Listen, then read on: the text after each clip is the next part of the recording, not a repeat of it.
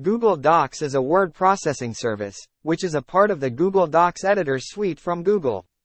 These Google Docs are similar to Microsoft Word, but the features are not as complete as in Word. Now, to set margins in Google Docs, the method is very easy.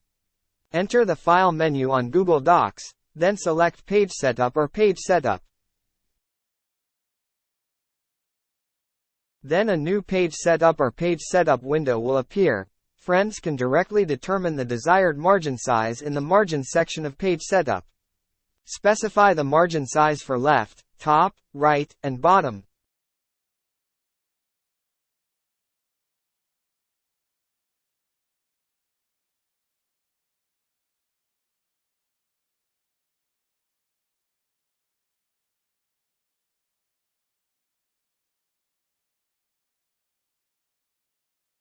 Then click OK to save the settings.